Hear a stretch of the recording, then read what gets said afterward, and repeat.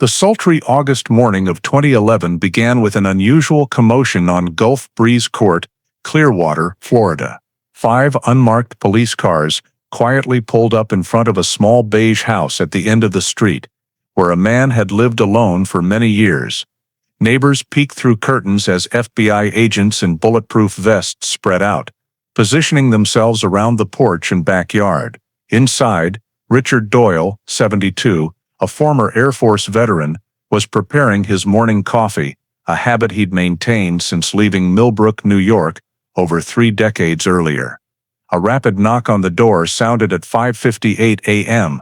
Richard Doyle, FBI. "We have a warrant for your arrest in connection with the disappearance of Catherine Doyle in 1978. Officers later recounted that his hand trembled slightly as he set down his coffee cup, but his face remained eerily calm, as if he had been expecting this moment for 33 years. Before diving into the story, don't forget to subscribe to the channel and hit the notification bell to stay updated on the latest cases. Millbrook, New York. December morning, 1978. The entire town was buried under ankle-deep snow, brown-gray wooden houses, silent beneath tall pines, and the wind carried the cold smell of coal smoke through every window frame. On the main street, the coffee shop hadn't yet opened, and the bus station was shrouded in white fog. Across town, the small elementary school on a snow-covered slope was still lit, but the piano in the music room remained untouched. Catherine Doyle, 31, a music teacher known for her punctuality, care, and kindness.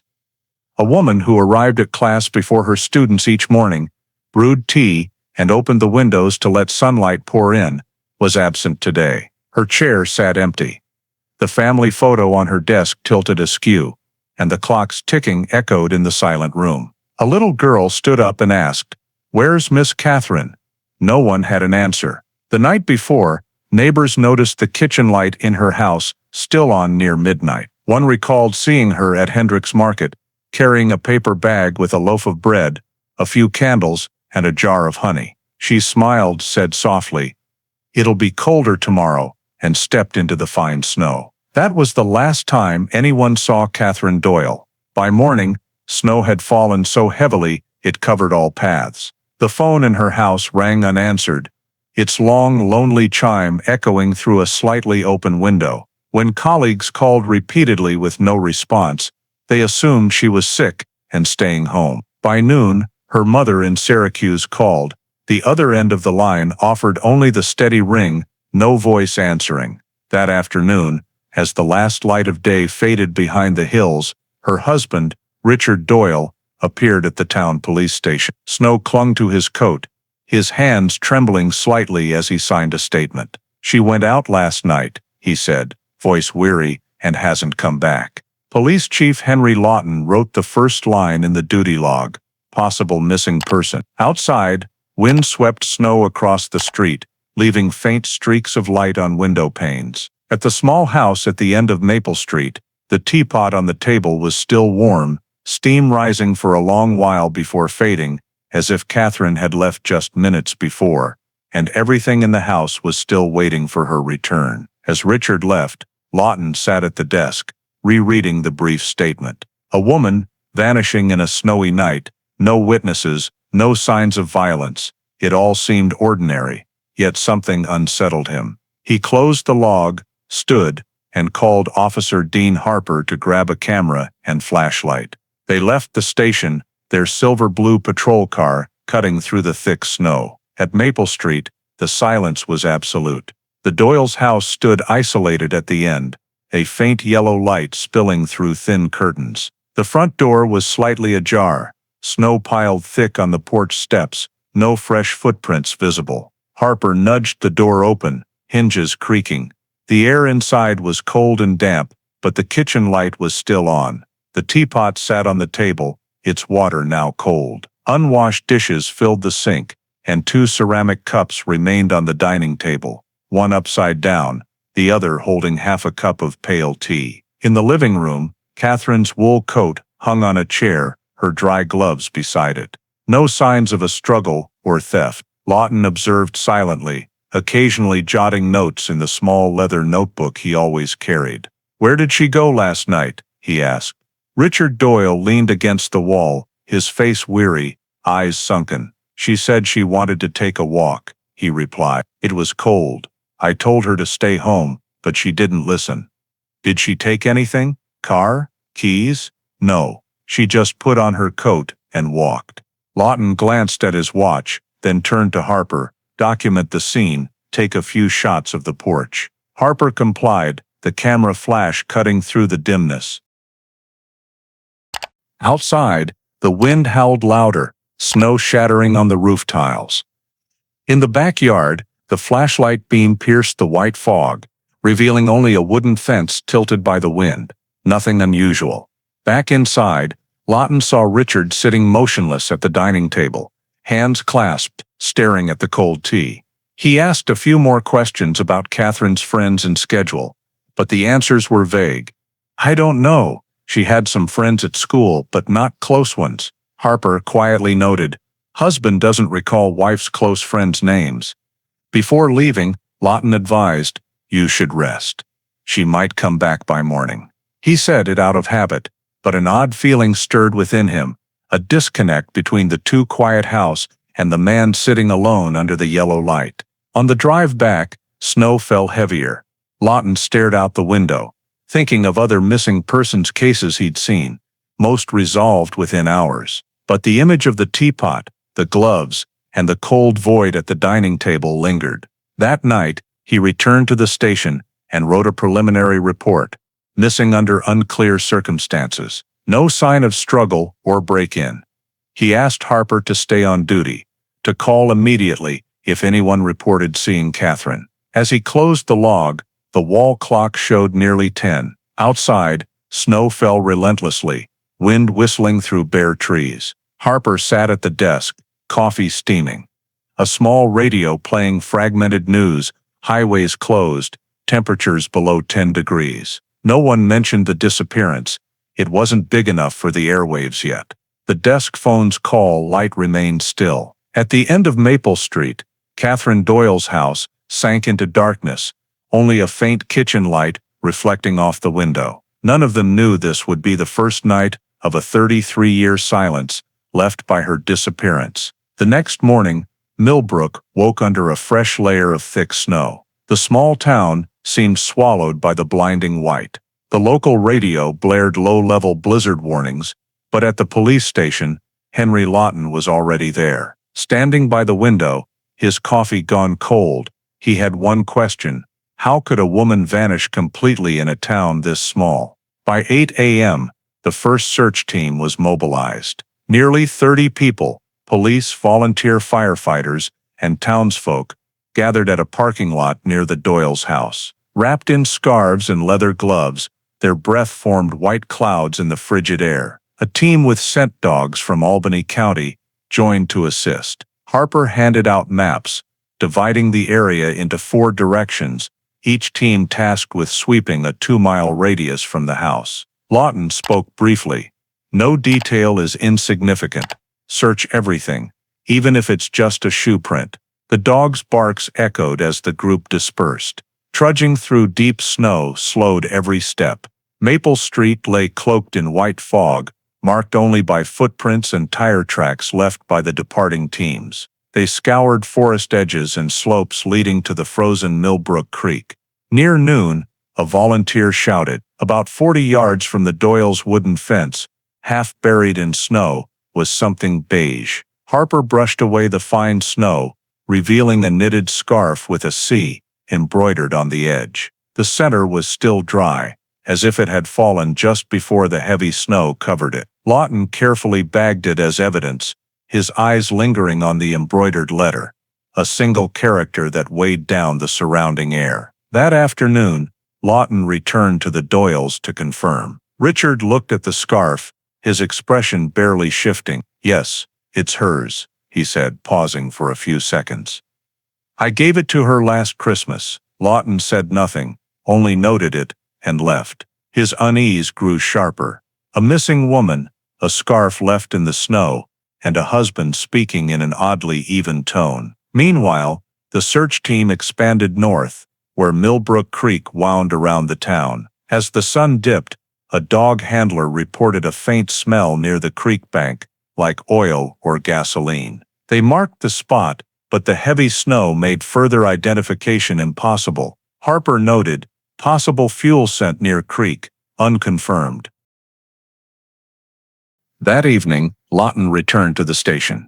A middle-aged man was waiting, Frank McAdams, the neighborhood milkman. He'd heard about the disappearance on the radio and came to give a statement. That night, around 9:30, I was delivering next door. As I turned my truck, I saw a small red pickup parked right in front of the Doyle's house. Headlights off, but exhaust smoke was still rising. I thought someone was waiting. Lawton pressed, "Did you see anyone in the truck?" "Not clearly.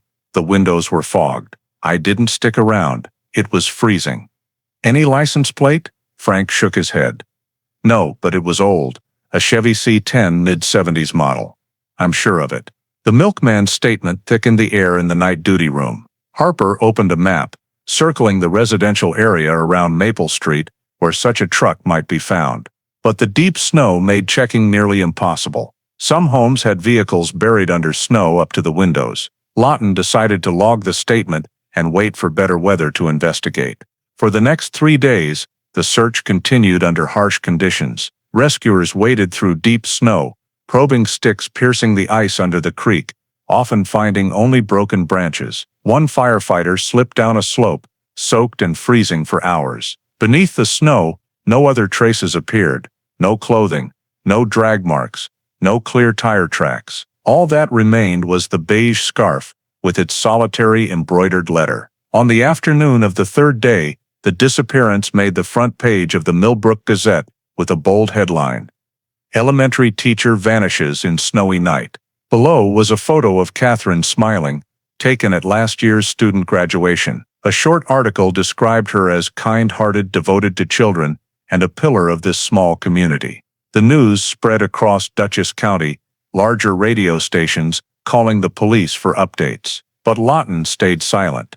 He knew the media didn't find people, they just made more noise. As the third night passed, Lawton sat alone in his office, staring at a map, dotted with red pins marking searched areas. Beside him, the scarf lay in its evidence bag, still as frozen snow between four walls. He wrote in his investigation log, "No further physical trace, missing person, possible foul play." He set down his pen and looked out the window. Snow still fell. No one knew that brief note would mark the start of one of the longest-running missing persons cases in Dutchess County history. On December 13th, 3 days after the search began, the snow paused. A faint sun broke through thick clouds, revealing wet rooftops and a muddy Maple Street. When the Albany County forensic team's truck parked in front of the Doyle's house, the neighborhood seemed to hold its breath. A few neighbors peered from behind windows, watching white-suited technicians in gloves and hoods. Yellow police line, "Do not cross" tape, stretched around the wooden fence. From that moment, the house was no longer a home, but a crime scene. Chief Henry Lawton greeted the forensic team leader, Robert Keene, a short, gray-haired former military man. Keene was quiet, his eyes cold and focused. He opened his toolkit, signaling his team to photograph the scene before entering. The front door was still ajar, as it had been on Lawton's first visit. They stepped inside, melted snow dripping on the floor with a faint patter. In the kitchen, the light was still on, and the 2 ceramic cups remained on the dining table, one upside down, one upright. Keene examined the cup rims, sweeping an ultraviolet light over the table. "Wipe marks," he said softly. Under the purple glow, a faint streak appeared on the wood. Someone had wiped it with a damp cloth, carefully enough to seem accidental. He noted it and moved to the hallway. Harper followed, placing protective boards to avoid disturbing evidence. In the bathroom, Keene paused. Under the sink, on the white tile floor, was a thin, dark brown streak, about 15 centimeters long. He swabbed it, applying a few drops of Castle-Meyer reagent. The solution turned pink within seconds. "Human blood," he said, voice flat. Nearby, a shard of broken mirror lay in a corner, sharp and clean, as if dropped and hastily cleared. Lawton crouched, his face unchanged, but his eyes darkening. He wrote, "Small blood trace, mirror fragment, possible altercation." From the bathroom to the back door, more faint streaks appeared under UV light. Keene noted uneven wipe marks, as if someone tried to clean thoroughly, but only half succeeded. Near the door, they found a faint shoe print, larger than average, roughly size 11. The snow on the back porch was still thick, with no new prints, suggesting the mark was made before the snow fell that first night. Keene cast it in plaster and photographed its angle. The living room was unnervingly tidy. Everything was in place. No signs of disturbance. On a bookshelf, a small framed photo showed Catherine and Richard by Lake Hudson the previous summer, both smiling. Lawton lingered on it for a moment before turning away. He knew some houses hid truths in their perfect order. When the forensic team finished photographing, Keene gave a preliminary oral report. No signs of forced entry, no missing items. However, wipe marks in the kitchen and bathroom concentrated at hand level. Small blood trace, type O, matching the victim's medical records. He paused, looking at Lawton. Someone cleaned this place. Not a burglar. Someone who knew every corner of this house. Outside, the sky turned dull gray. Harper stood in the backyard, tracing his own footprints in the melting snow. He looked up at Lawton's call. "Anything back there?" "Nothing. Just some broken branches." Lawton nodded, glancing at the house once more. From the kitchen window, the pale green curtain swayed in the breeze, and for a moment, he felt the house was holding someone's breath. As they packed up, Keene wrote in the report, "Evidence of cleaning detected. Blood trace confirmed. Recommend deeper forensic testing." Lawton read it, signed, and stood silently at the threshold. "House shows signs of controlled cleanup," he said slowly, as if to himself. That line would later become the first in the official criminal report of the Doyle case. As the forensic truck left Maple Street, dusk settled over Millbrook. The police tape reflected flashing red lights on the melting snow, like the faint blood streak on the bathroom tile. In that moment, Henry Lawton knew this was no longer a case of someone lost in a blizzard. It had crossed the silent threshold of a house and was becoming a true criminal case, where every trace, no matter how small, began to speak. Richard Doyle was called to the police station on the morning of December 14th, 2 days after the forensic team left his home.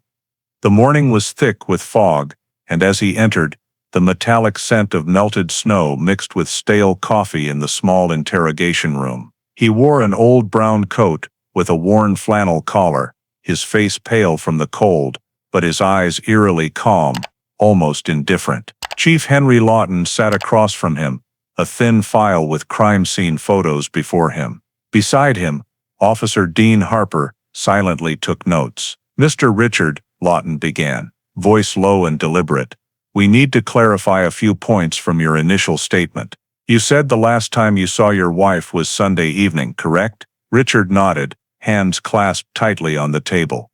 "She said she needed a walk. I told her it was cold, but she smiled, put on her coat, and went out. Did she seem upset about anything? Like anyone else? She worried about money. This month's bills were piling up. Lately, she wasn't sleeping well." Lawton flipped a page of notes. "We asked around the neighborhood. No one saw her leave the house. No fresh footprints on the porch. Snow started falling early that night, around 9. Richard looked up, his eyes flickering briefly. "Maybe she went out the back, through the garden. No one notices that area." Lawton stared at him, then said softly, "The back was covered in untouched snow, too." A long silence followed. Harper heard his pen scratch faintly on the paper, loud in the strangely quiet room. Finally, Lawton asked, "Where were you that night after she left?" Richard answered almost instantly, "I went to Rusty Nail Bar, sat for a bit, then came home." "What time did you leave the bar?" "Around midnight, maybe a bit later." "Anyone see you there?" "Everyone knows me. I sat at the counter, talked with Bart, the bartender." That afternoon, Harper visited Rusty Nail to verify. The bar smelled of old beer, lit by dim yellow lights. Bart, the bartender, remembered clearly. "Yeah, Richard was here. had 2 whiskeys, but I'm sure he left before 11. Seemed in a hurry. A couple at the end of the bar confirmed they saw Richard leave, putting on his coat and hat as the late-night news started on TV. Harper took notes and returned to the station. When questioned again the next morning, Richard stuck to his story. They must be mistaken. I clearly remember the clock near 12. His voice was firmer. Lawton noticed his hand. On the back of his right hand, near the knuckle, was a long scratch. The skin slightly peeled, edges red. When did this happen? The other day, fixing the generator. The shaft was tough. My hand slipped. Where's the generator? In the garage. Lawton nodded, writing briefly, injury claimed from repair work. Harper sat across, silently observing. Something about Richard's responses troubled him, not fear or concealment, but a rehearsed quality, as if he'd planned every word. Each time Catherine was mentioned, Richard's voice softened, but it lacked any tremble. When Lawton asked, if she doesn't come back, what do you think? Richard only said, she once mentioned wanting to go somewhere, change things up. Maybe she did. The interrogation ended, and Lawton walked him to the door. As Richard stepped out, Lawton paused. If we need you again, you'll cooperate. Of course, Richard said, buttoning his coat. I want to know what happened too. He left, leaving behind the scent of cold wind and cigarette smoke in the hallway. Late that afternoon, Harper returned to the Doyles to check the generator, Richard mentioned. The garage was dark, smelling of acrid gasoline. The generator sat in a corner, its metal body coated in black oil, but no signs of hand slip marks or dried blood on its surface.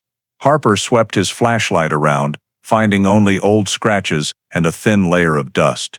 He noted no visible evidence of recent repair. Back at the station, Lawton stood before the wall map, red pins marking searched locations. Nothing in the garage, Harper said. Lawton didn't turn, only replied softly, I know. He added a line to his notebook, in bold capitals, inconsistency noted. Who's be and possible subject? That night, snow fell again, blanketing the police station roof with a thin layer.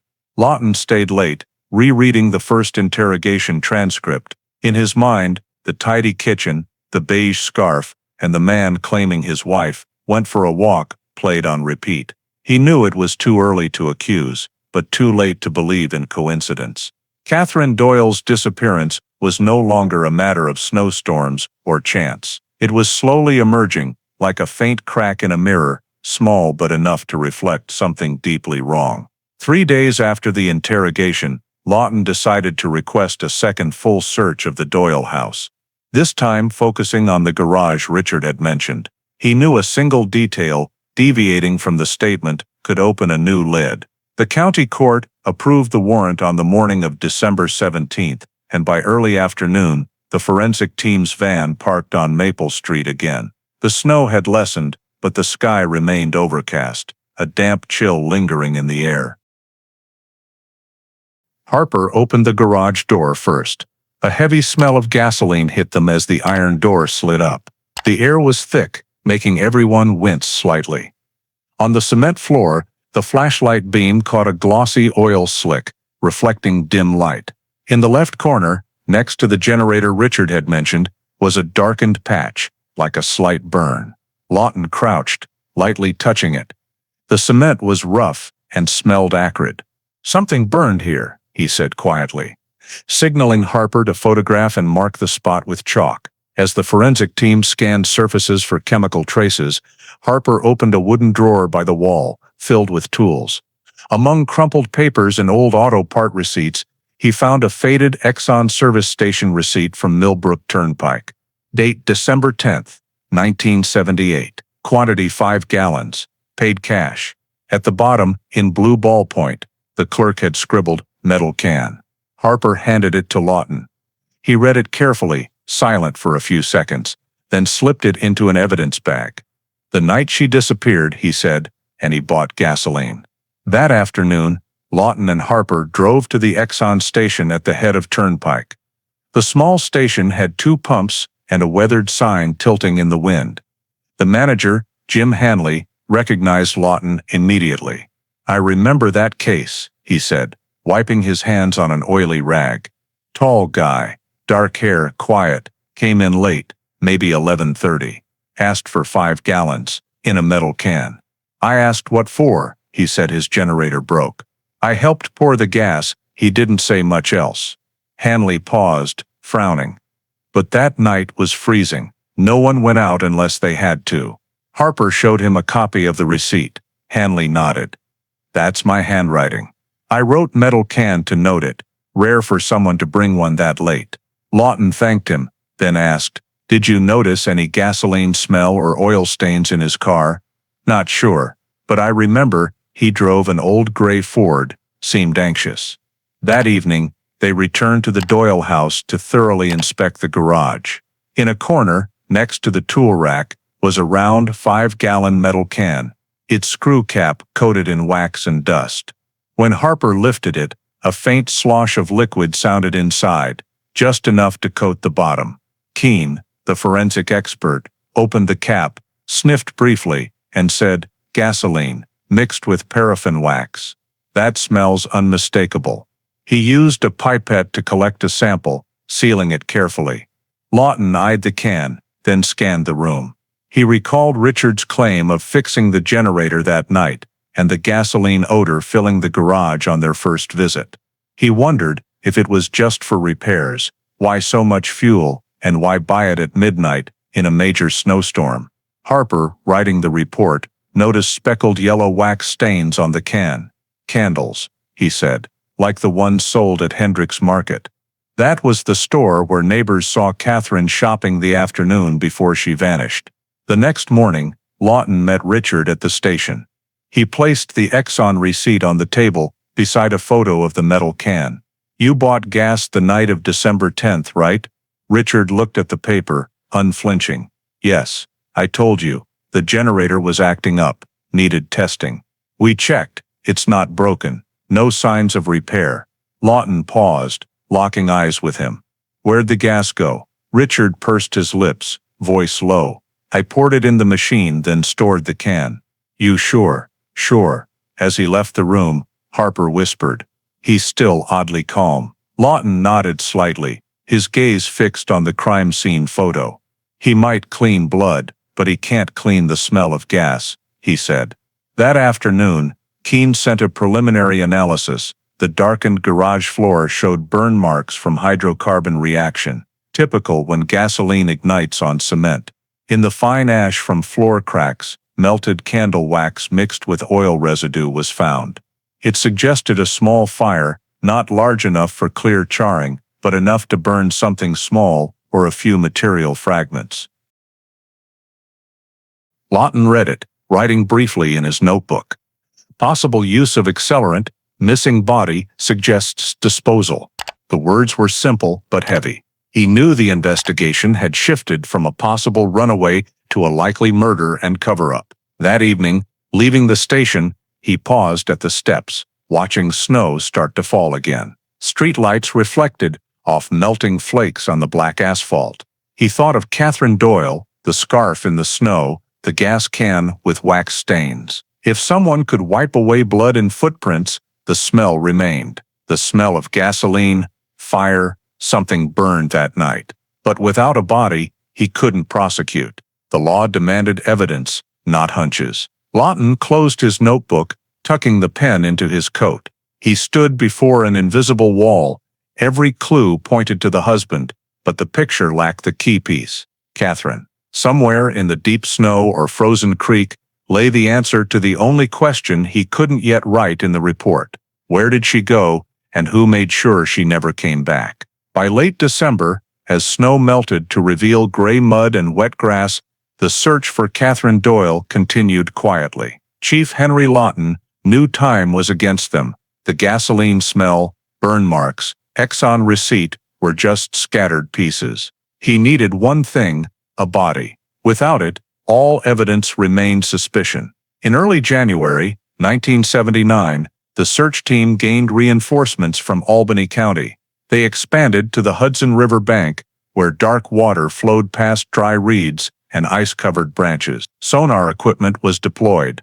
A heavy metal unit, lowered slowly into the river, scanning sound waves through cold mud. The machine's steady hum filled the cabin, showing faint streaks on the screen. No human shapes appeared, just rocks, logs, and trapped air bubbles in the mud. Lawton watched from the bank, hands deep in his coat pockets. Each empty scan prompted a note. Negative result. In the woods west of Millbrook, another team probed with sticks and scent dogs. They found disturbed soil, but only rabbit burrows or rotted roots. Exhaustion set in. Harper, who believed Catherine was murdered, began doubting his instincts. If he burned her, he said at a meeting, he'd need a place to dump the ashes, at least some fire trace. But we've got just a small burn mark, not enough. Lawton didn't reply. He knew Harper was right, but the answer was out of reach. 3 weeks later, the search team's summary report reached the Dutchess County prosecutor.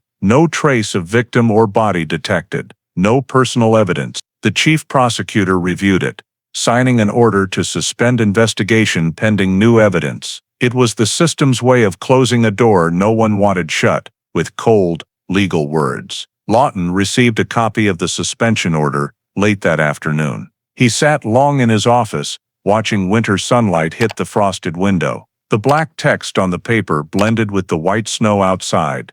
Case suspended. Insufficient physical evidence. On his desk, crime scene photos lay scattered. The mirror shard, the scarf, the Exxon receipt, the gas can. Everything told him Catherine was dead. Only the law, and the snow's silence, said no one had proven it. By mid-February, Richard Doyle left town. No one saw him pack much. A neighbor said he sold the house to a young couple from Albany, below market price. They said the house had a bad reputation after the disappearance, but Richard just wanted out. He loaded his old gray Ford, started the engine, and drove off in the dim morning, saying no goodbyes. As his car vanished past the trees, people noticed the for sale sign on the lawn, broken at one corner by the wind. Harper's final report noted, subject left jurisdiction, current whereabouts unknown. Lawton read it, adding a brief line, primary suspect, insufficient evidence. He wasn't satisfied but couldn't change it. In legal files, every word needed proof. No body, no charge. By March, the snow was gone. Maple Street returned to normal. Kids played ball in yards. Hendricks Market displayed daisies and candles. But for Lawton, the town felt different. He kept his habit of walking past the Doyle house after leaving the station, pausing at the wooden gate, staring at the now mossy yard. The windows were repainted, warm yellow light spilling out, making the house seem untouched by its past. He knew the new owners didn't want Catherine's name mentioned, and so her name faded from town talk. On April 21, 1979, Lawton finalized the investigation report, signed it, and filed it in a folder over half an inch thick. The cover read, Doyle, Catherine, missing, presumed dead. He sealed it with tape, handing it to Harper for storage. The archive room's iron door closed, the lock clicking softly like a period to 4 sleepless months. That night, Lawton sat alone in his office. A cold coffee cup and the suspension order sat side by side. He opened his personal notebook, writing a final line in thin script, not for the official record. He did it. We just couldn't prove it. He closed the book, slipping it into his coat pocket. Outside, spring wind blew through pines shed of their last snow. Millbrook resumed its slow, peaceful rhythm as if no one had vanished. But in the Dutchess County police files, the Catherine Doyle case remained open. A cold note, pending evidence. Somewhere, in Albany's storage vaults, a small box labeled A1247 held silent evidence, the scarf, the mirror shard, the gas receipt, some soil samples. Each sat in sealed plastic, gathering dust, waiting for another hand to touch them. When Lawton left the station near midnight, Maple Street was empty. Fresh snow fell, light and thin as ash. He looked up at the sky, then walked away. Some cases, he thought, never close.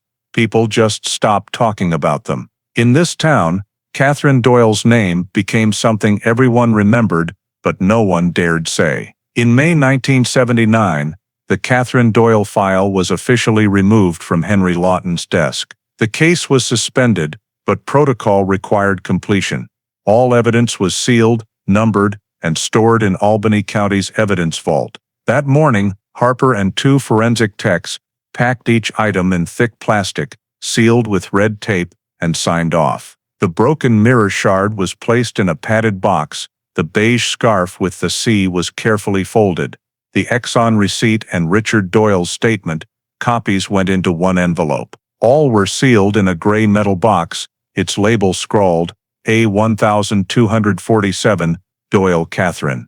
Missing person 1978. As the evidence room's van left the station, its tires crunched wet gravel under spring rain, leaving 2 long tracks. Harper watched, feeling like the final door had closed. He brought Lawton a copy of the archived file, yellow cover, less than 300 pages. "That's it," Harper said softly. Lawton nodded without a word. He stood by the window, watching rain drip on the tin-roofed parking lot.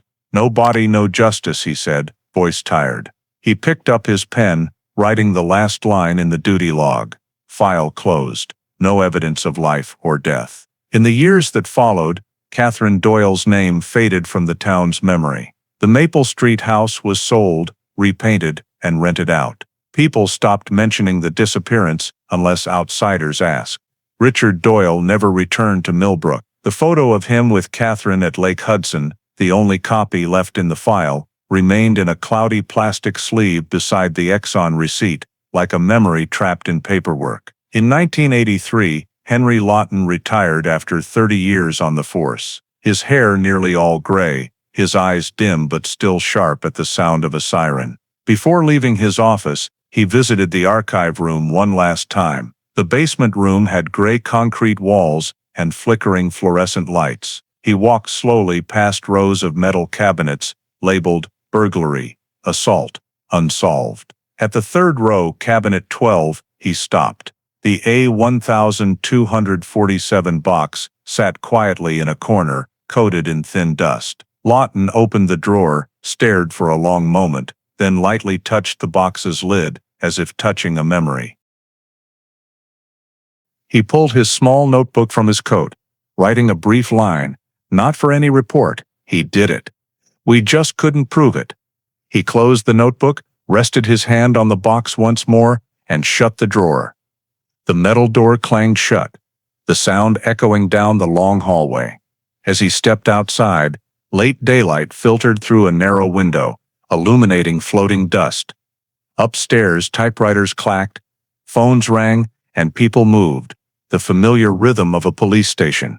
But in that basement, among hundreds of cold metal boxes, one labeled Catherine Doyle lay untouched, unmentioned. Millbrook moved through other winters, new snow covering old roads. Sometimes, at the coffee shop, people joked that the Maple Street house was haunted, then laughed it off. Few remembered the kind music teacher who lived there. Only some older townsfolk told younger ones about a woman who went out one winter night and never returned. From then on, the Doyle file was never touched. It sat in Albany's vault for 32 years, gathering more dust, checked once a year, then pushed deeper into the cabinets. People forgot the number A1247, but it remained, a cold code for a person who once existed. Like most rural New York disappearances of that era, it was deemed closed, though the truth drifted silently under layers of snow and time. Henry Lawton died in 1997. In his old desk drawer, his son found a worn leather notebook. Among case notes was the scrawled line from years before.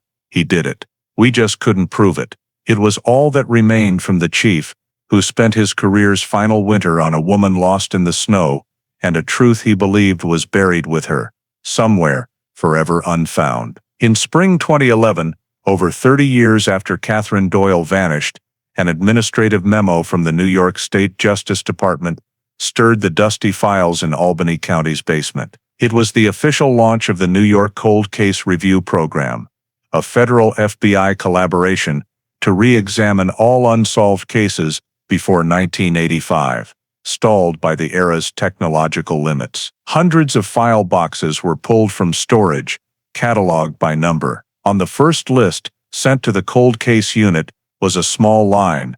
A1247, Doyle Catherine. Missing person, 1978. Detective Nora Alvarez, 42, had just transferred from the Special Crimes Unit to the Cold Case Unit that year. The only woman on the team, she was known for her meticulousness and resistance to assumptions. Reviewing the case list, Alvarez picked the Doyle file, not for any standout detail, but for Henry Lawton's 1983 margin note. He did it. We just couldn't prove it.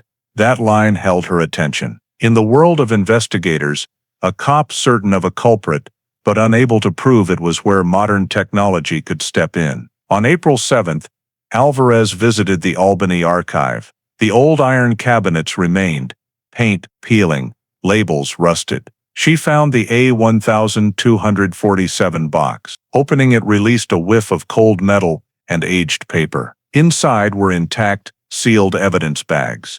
The beige scarf, the mirror shard, in a cloth pouch, the Exxon receipt, faded Polaroids, and a 1979 report copy. To Alvarez, it was a frozen vault of time. Wearing gloves, she examined each item, lingering on the mirror shard. Ceiling light reflected off its surface, revealing a faint brown streak, labeled suspected blood trace. She sent a DNA reanalysis request to the state forensic lab, noting, request modern DNA retest, trace on glass fragment and fabric fiber from scarf. 3 weeks later, initial results arrived. The mirror shard held enough blood for DNA extraction. The 2011 testing system amplified genetic sequences impossible in 1979.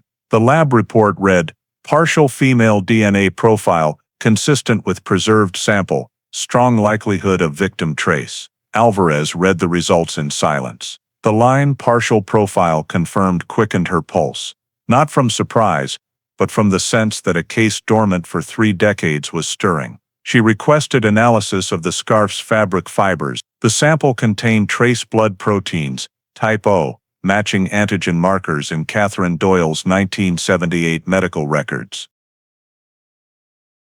Comparing the two reports, Alvarez knew the Doyle case was no longer missing person, but homicide under new evidence. She wrote a summary report for her superiors, stating clearly, evidence from case A1247 remains intact and testable. DNA presence confirmed on mirror shard and scarf fiber. Recommend reassignment for full forensic reevaluation. The 2-page report was sent directly to the cold case unit director that day. A week later, the Doyle case was officially reinstated for investigation. In her small Albany office, Alvarez spread the old file across her desk, piecing together the case timeline, the disappearance date, evidence, statements, the gas receipt, and Lawton's note. She circled gaps in red sections marked no body found or evidence insufficient. Among the yellowed pages, Richard Doyle's name appeared repeatedly, like a shadow. Looking at the 1978 Polaroid of the kitchen, Alvarez saw what Lawton likely had, the excessive cleanliness, faint wipe marks under the light, and the teapot still warm in the initial report. Technology couldn't read human instinct, but sometimes, the intuition of those who came before was more accurate than any data. Alvarez thought quietly. He knew the era just wasn't ready to prove it. On May 18, 2011, the cold case unit signed an official document reclassifying the Doyle case from missing to homicide investigation, reopened. Catherine's blood sample was re-entered into the National CODIS database, the first time in over 3 decades. Alvarez's final report line read, sample viable. Investigation status, active. Outside her window, Albany bloomed in spring, apple blossoms whitening the Hudson River's banks. But in the small room where old files were opened, something else was blooming. A case thought dead, a voice silenced, since the winter of 1978. This time, Catherine Doyle would not remain buried under snow. On the morning of May 24, 2011, Millbrook Waterworks began digging an old water main along North Road, a quiet suburban area less than 2 miles from downtown. It was routine maintenance. No worker expected to find anything beyond clay, roots, and rusted cast iron pipe fragments. On the third scoop, Operator Eddie Harmon heard an unusual metallic clang, heavy and dull, unlike a broken pipe. He stopped the machine, stepped down, and shoveled out a rectangular object about 60 centimeters long, caked in mud and roots. "Looks like an old ammo box or something," he said to a colleague. But as they pulled it up, the group fell silent. The steel box, with a domed lid, was heavily rusted, unsealed, but cemented shut by dried earth. They called Millbrook police. The scene response team arrived within 15 minutes, cordoning off the area. Detective Nora Alvarez, then in Albany, got a call from the station. Suspicious object found in Millbrook, near the old Doyle house location. She left her lunch, driving nearly 2 hours south. By the time she arrived, the sun was harsh, mingling the smell of earth and burnt metal. The box sat on a nylon tarp, surrounded by police and forensic techs. Its rusted lid was nearly crumbling. Alvarez signaled to open it on site. Inside was a layer of gray ash mixed with soil, interspersed with charred fabric scraps and a small silver metal object. A technician leaned in, using tweezers to extract it.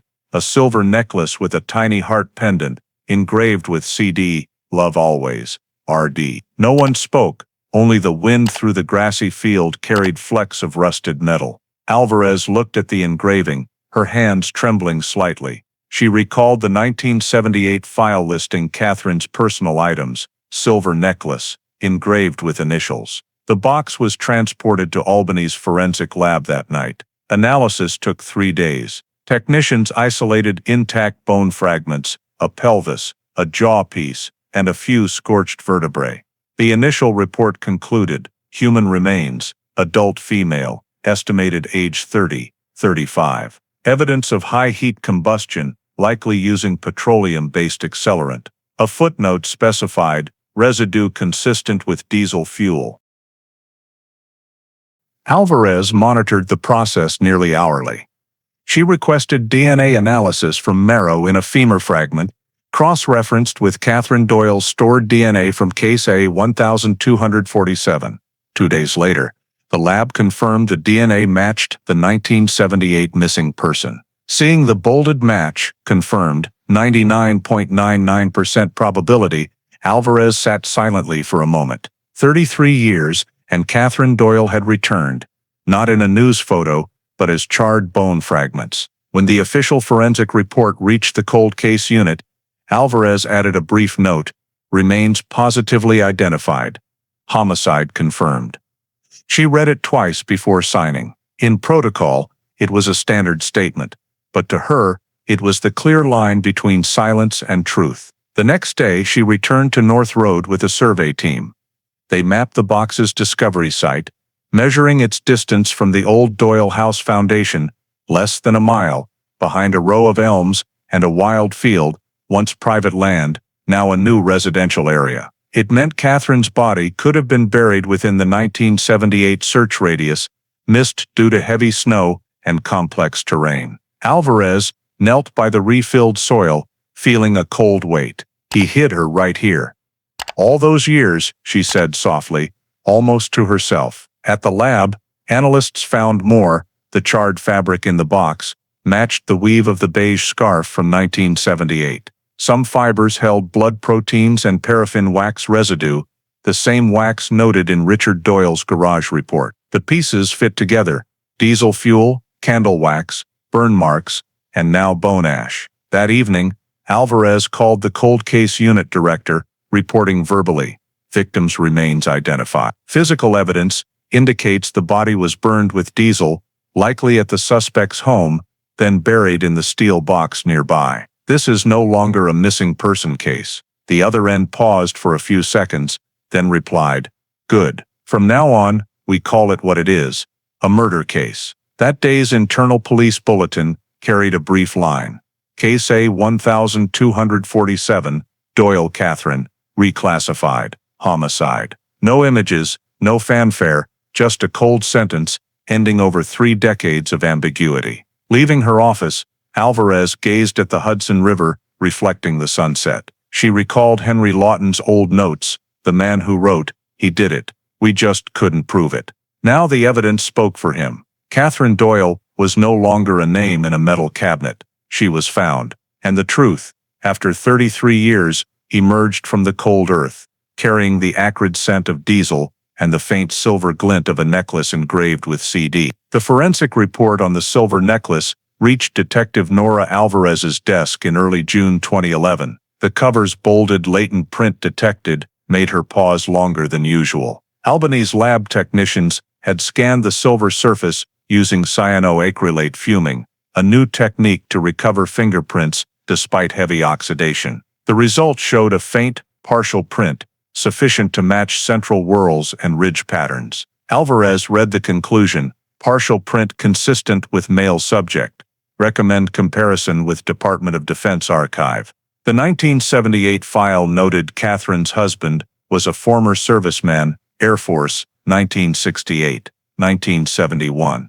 Alvarez contacted the DoD archive to request fingerprint data for veterans named Doyle, born 1940, 1945, residing in New York. The DoD's fully digitized system, since 2005, allowed searches in hours, not weeks. By late afternoon, results arrived. The necklace print matched Richard P. Doyle, service number #AF 2116974, discharged September 1971.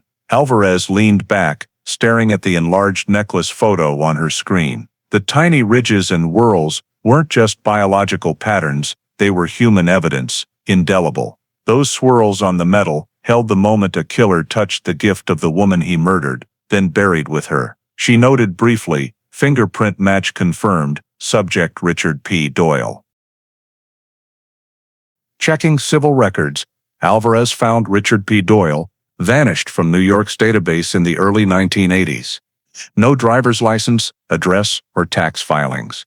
But in the federal residency system, she found Robert Dean, born April 17, 1941, with a new Social Security number in Florida, 1981. Florida's DMV records showed him as 6'0", dark hair, brown eyes, with a medical note, veteran, Air Force. Seeing the faded Robert Dean driver's license photo, Alvarez's heart raced. The face, deep eyes, down-turned mouth, small scar on the left cheek, matched Richard Doyle's 1974 marriage license photo almost perfectly. 33 years had changed hair color and wrinkles, but not facial structure. She placed the photos side by side, photographed them, and sent them to her superiors with a report. Subject Doyle, located under alias Robert Dean, Clearwater, Florida. That day, the Cold Case Unit held an urgent federal conference call. Director Lieutenant Michael Harris read Alvarez's conclusion aloud, then said,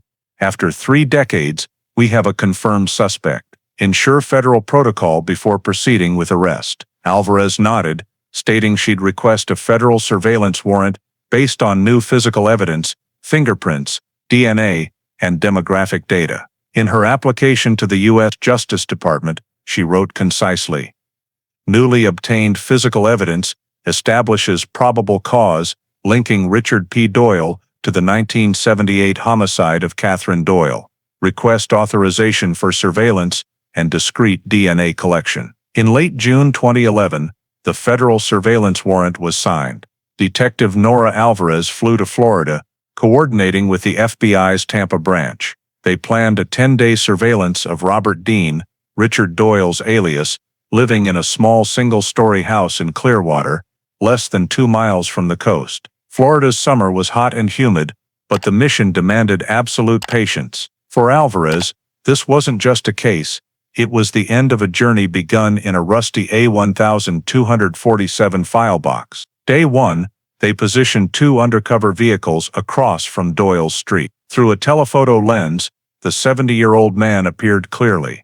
Tall, thin, sparse white hair, moving slowly but with a veteran's discipline. He left home nightly near 6, wearing a gray security guard uniform, driving an old Ford pickup to a Clearwater port warehouse. His shift ended at 3 a.m., and he often stopped at Sunny Cup, a 24-hour diner, for a black coffee before returning. His routine rarely varied, showing he lived alone, with no close friends or family visitors. Alvarez meticulously logged his habits, times, routes, frequented stores, and his Wednesday and Sunday morning trash routine. That was their sole legal chance for biological evidence. Under Florida law, trash in public spaces wasn't private property, allowing collection without a separate warrant. On the fifth night, as Doyle left for work, FBI agents Jeff Collins and Dana Brooks approached his trash bin. Inside were newspapers, empty beer cans, and a Sunny Cup coffee cup with lip marks. Gloved, they bagged the cup and left in under 2 minutes. Alvarez watched from a block away through binoculars, silent. As the agent's car left, she nodded. The first step was done. The sample reached Tampa's lab that night. 3 days later, preliminary results showed the cup's lip DNA was complete enough for comparison. Alvarez requested a direct match with the victim's CODIS DNA and the blood on the 1978 scarf. On July 3, final results arrived. The cup's DNA matched 100% with the male blood on the scarf, identified as from someone at the 1978 scene. Reading the report, Alvarez felt her chest tighten. The pieces fell into place: the necklace fingerprint, military records, Florida alias, and now DNA. No more theories. The man living quietly for 3 decades was the one who burned, buried, and fled Millbrook in 1978. On the 8th day, Alvarez and the FBI collected more samples to bolster the case. They retrieved a toothbrush from the morning trash, a wet blue plastic one recently discarded. Analysis confirmed the same genetic code. The summary report to Albany was stamped red. DNA match confirmed, 100% consistency. That night, in a small hotel near the bay, Alvarez reopened her laptop, reviewing the 1978-2011 file chain. 33 years condensed into hundreds of pages. Polaroids, Exxon receipt, gas can, blood traces, mirror shard, scarf, steel box, and now DNA. All said the same thing, in a language it took humans over half a lifetime to understand. She wondered what Henry Lawton, the old chief, would say if he saw this evidence. Perhaps he'd just smile and repeat his note.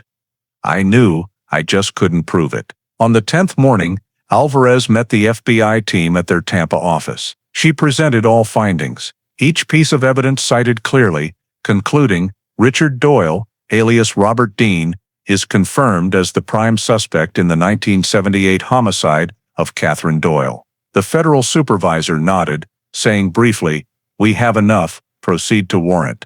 That afternoon, Alvarez filed for a federal arrest warrant with the Middle District of Florida Court. Her affidavit listed all evidence, fingerprints, DNA, historical artifacts, and forensic reports, confirming the body was burned with diesel. Under probable cause statement, she wrote firmly, physical and genetic evidence directly link the suspect to the victim and the disposal of her remains. All evidence obtained lawfully. The warrant was approved by a federal judge at 7:45 p.m. on July 6, 2011. Hearing the news, Alvarez sat silently, looking through the office window. Clearwater's summer sun sank toward the horizon, golden light bathing, swaying palms. After 33 years, the wheels of justice were turning again. She closed her laptop, folded the file, and said to Collins, prep for tomorrow morning, we're knocking on his door. Early on August 22, 2011, Clearwater's sky was just dawning.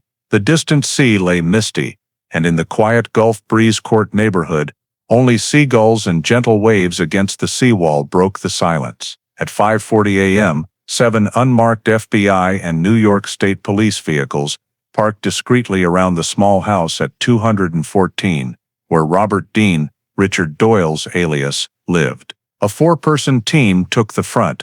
2 agents covered the rear. Detective Nora Alvarez stood beside the operation commander, earpiece on, eyes fixed on the house's faded white door. All knew this 33-year wait was about to end. At 5:58, Alvarez signaled.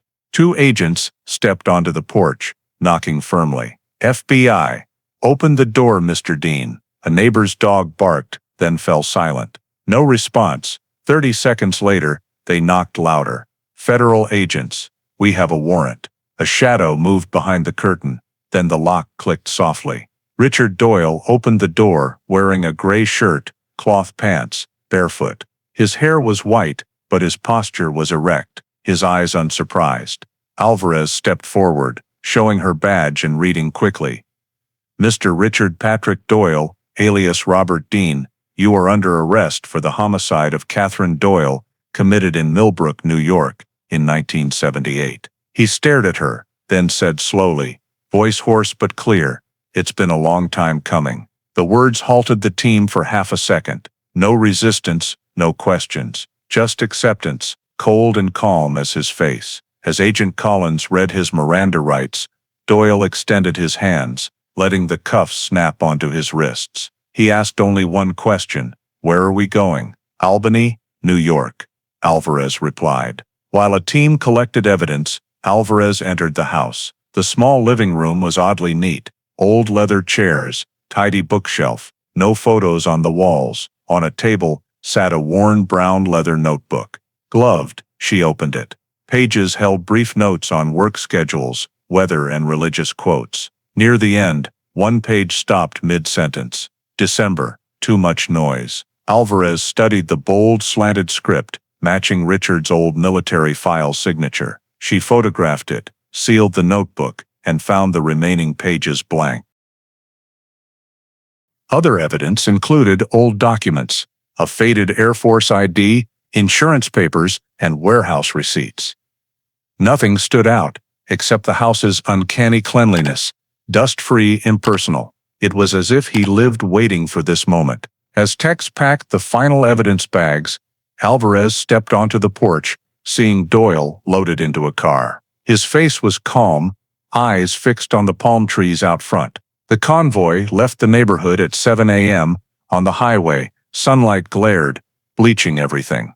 Doyle sat quietly in the back, hands cuffed in front, head tilted toward the window. Collins, beside him, noted and asked softly, "Anything to say before we reach the station?" Doyle replied without looking. "No, I've been silent long enough. There's nothing left to hide." At the FBI's Tampa office, the handover was swift. The New York arrest warrant and extradition order, signed by a federal judge, were confirmed. As Doyle signed the transfer form, he looked at Alvarez. "You're the one who found me?" "No," she said. "Justice found you." He gave a faint smile. "Justice, it moves slow, doesn't it?" The flight to Albany that afternoon carried Doyle with 2 escorts. He said nothing, staring out at layered clouds and hazy sunlight. Landing in Albany, a thin rain fell. State police took him directly to the Dutchess County Detention Center, where, over 3 decades earlier, his name appeared in Henry Lawton's brief note. Meanwhile, Alvarez brought the Florida evidence to the lab. The old notebook was key. The December, too much noise line matched the 1978 Exxon receipts, ink and handwriting. The preliminary report noted, potential reference to December 1978 correlates with disappearance timeline.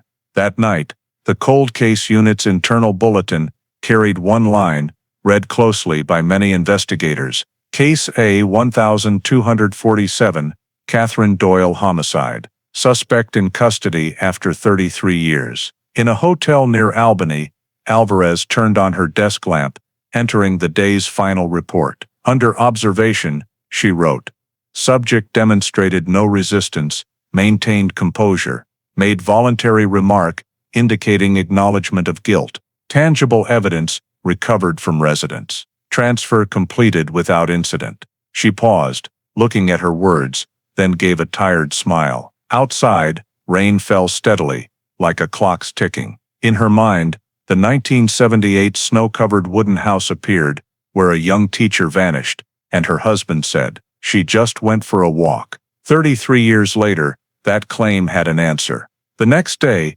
at the Albany Detention Center, as identification procedures concluded, Richard Doyle, once known as Robert Dean, was photographed for his file. In the image, his gaze held neither regret nor defiance, only the weariness of a man who had lived too long with a secret. When an officer asked if he wanted to call anyone, he replied, "No need. The only person I owe an explanation to is gone." That afternoon, Alvarez stood in the long hallway of the state headquarters, looking through a glass pane at the courtyard where rain fell lightly. On the table beside her, the A1247 file lay open. A new red stamp added, "Suspect apprehended. Extradition complete." She closed the file, feeling a heavy silence fill the room, not from lack of evidence anymore, but from closure. As she left the office, she passed an old photo of Henry Lawton on the hallway wall, smiling in his 1975 uniform. Alvarez paused, saying softly, "We got our answer, Henry." Then she walked on, leaving behind the steady sound of rain on the tin roof, and the sense that after 33 years, a case buried in snow had truly reopened and closed. Room 302B, at Albany's police headquarters, was a square space, gray-painted walls, low ceiling, harsh white fluorescent light, glaring down on a metal table. The only wall decoration was a clock ticking slowly, its dry clicks audible. Richard Doyle sat on the right, hands uncuffed, a clear plastic cup of water before him. His gray shirt was replaced, hair combed neatly, face cold, almost blank. Across the table sat Detective Nora Alvarez, white blouse, hair in a tight bun, a thick file, and 3 face-down photos in front of her. Behind a one-way mirror, 3 observers watched, 2 prosecutors, and a forensic technician. At 9:15 a.m. Alvarez turned on the recorder. She spoke slowly, evenly, in a neutral tone. "Official interrogation of Richard Patrick Doyle, Catherine Doyle case, file A1247, commencing." Richard didn't respond. Eyes on the table, hands clasped. The air grew thick. The clock's tick stretched the silence, slow and deliberate. Alvarez let the quiet linger. She'd learned silence could be sharper than any question. 15 minutes passed. Richard stayed mute. Alvarez opened the file, placing the first photo on the table, the silver necklace. CD, Love Always, RD. Its cold metal gleamed under the light, sharpening the room's glare. "Do you recognize this?" she asked. Richard looked up briefly, nodded. "I gave it to her in 1975, he said, voice low. "Things were still good then." Alvarez nodded slightly, flipping the second photo, a broken mirror shard, dark brown stain on its edge. "This was found in your bathroom." Richard glanced at it, his eyes faltering briefly. She continued. "And this," she placed the third photo, Exxon receipt, December 10, 1978. 5 gallons of gas, your signature. Richard stared at the 3 photos aligned before him. His breathing slowed, one hand touched the table's edge, steadying himself. Alvarez watched closely, voice calm. "I want to hear about that night, every detail, as you remember it." Silence blanketed the room again. 5 minutes, 10, 20. The wall clock hit 9:55. Richard sat still, light reflecting a faint sheen on his forehead. At minute 38, he sighed softly, then spoke, slow and clear. She said she was leaving. I pushed her, her head hit the mirror. No one in the room moved. Alvarez kept her tone even. "Can you clarify?" Richard closed his eyes, hands clenching on the table. "I didn't mean to hurt her," we argued. "She said she'd leave, take the kid, called me a failure. I'd had enough. Then I pushed her." His voice broke on the last word. When I realized, blood was on the floor. She fell, head hitting the sink's edge. Mirror broke. She didn't wake up. Alvarez scribbled each word, then asked gently, "What happened next?" Richard gave a hollow laugh. "I wiped the blood. I thought if anyone knew, they wouldn't believe it was an accident. I was scared." He paused, voice lower. "I cleaned the bathroom, used a wet rag. Then I dragged her to the backyard. It was cold, snowing. I didn't know what to do. I thought I had to make her disappear." The room was utterly silent, save for Alvarez's pen scratching. "How did you do it, Richard?" she asked softly. He looked up, eyes strangely indifferent. "I got the gas can from the garage. There was candle wax. Catherine bought that day. I thought it'd make the fire last longer. I burned, in a steel box, right behind the house, just a small fire. I watched until nothing was left but ash. Then I took an old metal box, put it all inside, buried it at the wood's edge. Alvarez inhaled deeply, staying calm. The box we found on North Road. Yes, why there? It was secluded, soft soil. I knew the area from running there during my Air Force days. He paused, voice hoarse. I didn't think anyone would find it. I was wrong. She looked at him long, then said, "We have forensic results. Diesel fuel, paraffin wax, Catherine's DNA in the bones and scarf. Everything you said matches perfectly." Richard nodded slowly, eyes on the table. "I lived with it for 30 years, he said quietly. Not a day went by without hearing that mirror break in my head. Behind the glass, Prosecutor Harris wrote on a whiteboard, "Voluntary confession, corroborated by evidence." Everyone stayed silent, only the recorder's faint clicks audible. Alvarez leaned forward, voice softer. "Anything else you want to say about why?" Richard looked up. His eyes were red, but his voice stayed calm. "She was stronger than me, more successful. She didn't need me anymore. I used to think she was my whole world, but when she wanted to leave, I felt empty. I couldn't stand being left behind.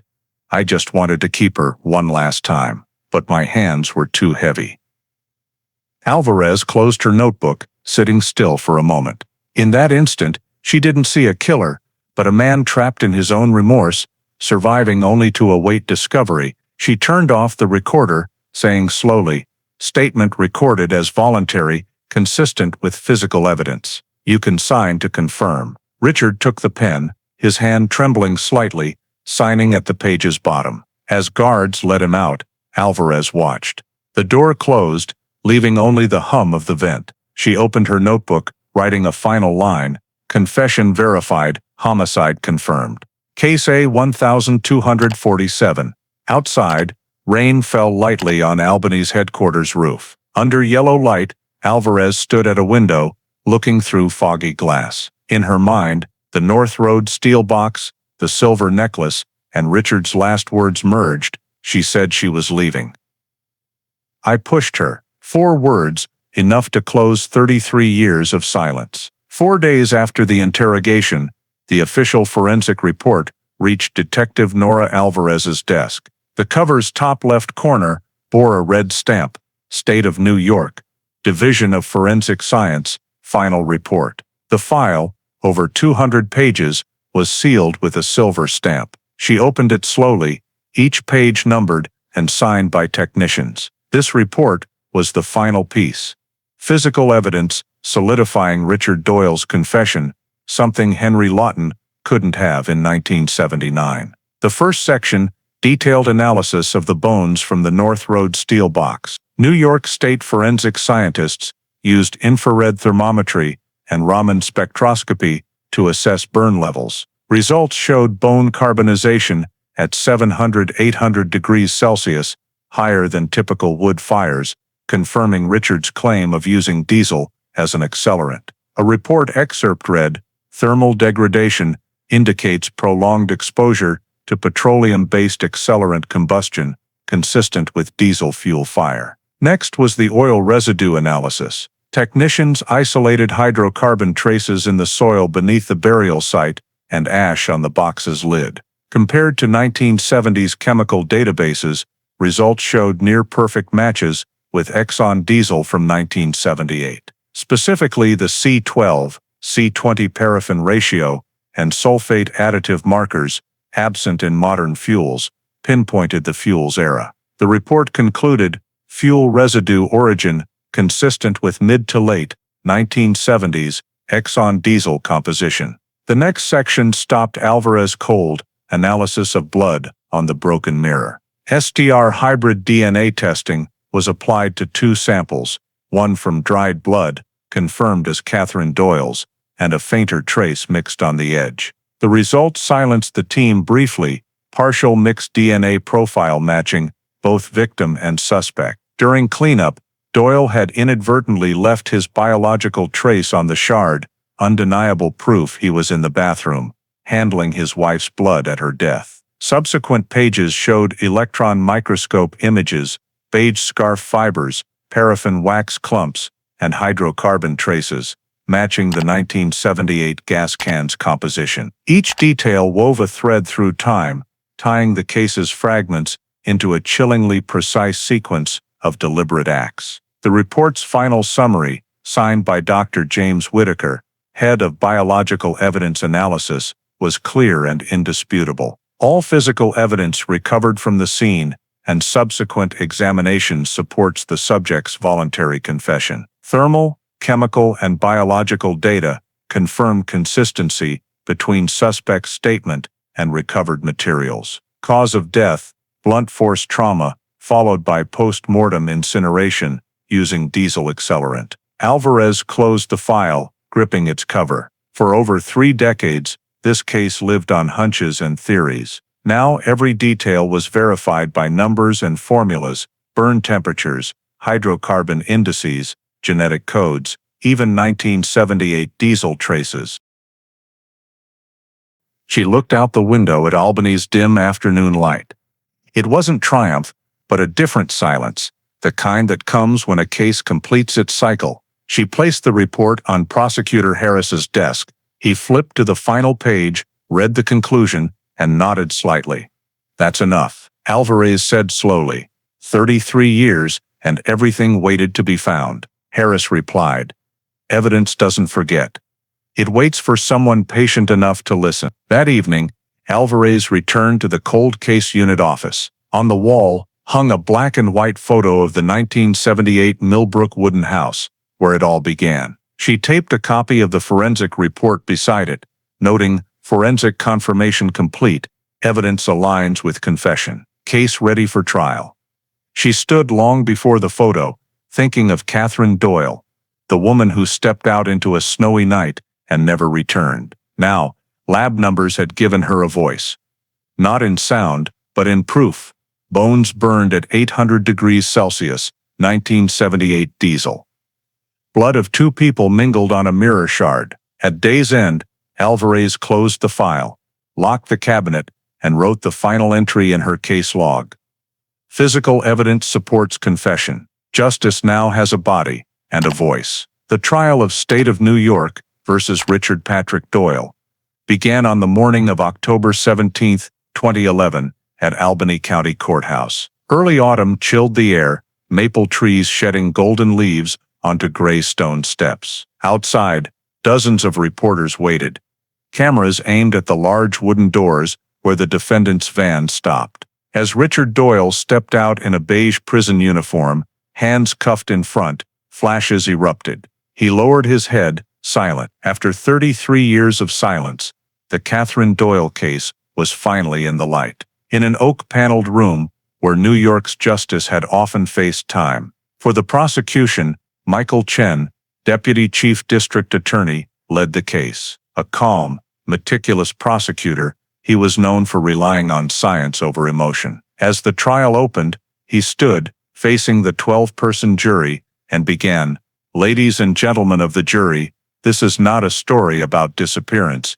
It is a story about consequence. For 33 years, the truth was buried, but science and persistence have brought it back." Opposite, Public Defender Daniel Price, a silver-haired man with a kind face, offered little contest. In his opening, he said only that his client cooperated and showed remorse, and the incident occurred in a moment of lost control, not premeditated murder. On the evidence table sat 3 items in clear cases: the rusted steel box, the broken mirror shard, and the faded Exxon receipt. As technicians placed each on display, white light made the glass gleam. The courtroom fell silent. In the audience, many Millbrook residents who drove over 2 hours sat, whispering. They were former students, colleagues, or neighbors of Catherine Doyle, the woman who vanished in the 1978 snow. Prosecutor Chen began his case, calling Detective Nora Alvarez as the first witness. In a black blazer,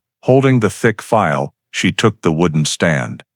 Her voice was clear, steady, unemotional. "Please recount the investigation of the Doyle case, since its reopening," the attorney asked. Alvarez detailed methodically, retrieving evidence from Albany storage, finding the North Road box, matching DNA, the necklace fingerprint, and the room 302B confession. As she spoke, corresponding images appeared on a screen: Millbrook maps, crime scene photos, DNA charts, forensic results. Chen asked, "Do those forensic results align with the defendant's confession?"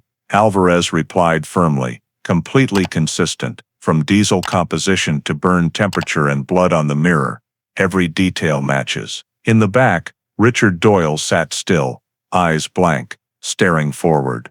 He showed no reaction as Alvarez mentioned his name. Only once, when Chen asked about the necklace, did Alvarez retrieve it from its sealed case and hold it up. The silver heart with CD "Love Always, RD" gleamed under the light. For a moment, Richard looked up, staring at it long, then lowered his head, hands clasped. The trial lasted 3 days. Forensic experts testified in turn. Dr. James Whitaker, head of biological analysis, read from his report. The bones were burned between 700 and 800 degrees Celsius, consistent with diesel-fueled combustion. DNA extracted from remains matches Catherine Doyle. Blood mixture on mirror corresponds to both victim and defendant. He ended briefly, "Physical evidence supports the confession." The defense didn't challenge the evidence, only requesting consideration of lack of intent to kill. Attorney Price argued the push during an argument caused a head injury, and burning the body was concealment, not premeditated murder. Chen didn't object. He knew the court might not convict for second-degree murder due to time and the confession. He said in his closing, "The act was deliberate in concealment. Even if not in the moment of death, justice is not measured by rage, but by accountability." On October 21st, the trial moved to sentencing. The courtroom was packed. Many Millbrook residents sat in the back, holding a 1977 photo of Catherine Doyle smiling, hand on a piano's keys. As Judge Eleanor Hartman entered, the room fell silent. Doyle was called to stand. Her voice rang even, stern but not cold. "Mr. Doyle, after reviewing your voluntary confession, the forensic evidence, and the recommendations of the district attorney's office, the court accepts your plea of guilty to manslaughter in the first degree." She paused, looking at the defendant. For 33 years, the truth waited beneath the ground. The sentence of this court is 15 years in state prison, with credit for time served. A collective sigh spread through the room. Alvarez bowed her head, closing her eyes. The judge's gavel struck. The trial ended. Richard Doyle turned to the prosecution, saying softly, voice hoarse, "Tell them I'm sorry. All I wanted was quiet." No one replied. 2 officers approached, cuffed him, and led him out. Reporters' flashes lit up as he passed through the hallway, his face lost in white bursts. Outside the courthouse, Michael Chen faced local news cameras, saying briefly, "Justice does not expire. It waits for those willing to seek it." A silver-haired woman, once Catherine's student, stood beside Alvarez crying, "33 years, justice came, just late." Her words appeared on the Albany Times front page the next morning, below the headline, "33 years later, the Millbrook case closed." As Alvarez left the courthouse, light rain fell. She stood under the awning, watching people leave the square. She felt no triumph, only completion. The case Henry Lawton, called a winter unclosed, was finally shut. That evening, in the cold case unit office, Alvarez opened the A1247 file cabinet. She added a new label to the cover, "Convicted, October 2011, then placed it back in its old slot, where it had sat for over 30 years. She sat, writing the final log entry, "Verdict delivered. Manslaughter in the first degree, 15 years. Justice, delayed but not denied." Outside, Albany glowed with yellow lights. In distant Millbrook, early snow began to fall. Somewhere, in the memories of those who knew Catherine Doyle, a piano key sounded faintly. A farewell to a story that had reached its end. The Catherine Doyle story is not just a criminal case solved after 33 years, it reflects issues still present in American society: domestic violence, victim's silence, and faith in delayed justice. Catherine was an independent, successful woman in a relationship where control and jealousy hid beneath a veneer of stability. When Richard Doyle said, "She said she was leaving, I pushed her," it was not just a confession but a familiar tragedy for thousands of American women yearly, those lost to impulsive acts of domestic violence. The lesson is clear: silence protects no one, and society must keep encouraging victims to speak out and seek help before it's too late. From a justice perspective, the story highlights forensic science's power and investigators' persistence. In 1979, DNA technology didn't exist. In 2011, a hair, a blood trace, a gas receipt brought truth to light. In an era of misinformation and skepticism, the Doyle case reminds us that truth can be buried but not erased. Investigators, like Detective Nora Alvarez, embody faith in justice, trust in the value of every detail, no matter how small. In today's America, amid chaos and injustice, that lesson holds: trust in evidence, in truth's voice, and in human persistence. Justice may arrive late, but as a Millbrook plaque reads, justice waits, but never forgets. Thank you for following this journey to its end, where justice rose after 33 years buried under Millbrook snow. Subscribe and hit the notification bell to explore more cold cases with us, where truth still waits to be found.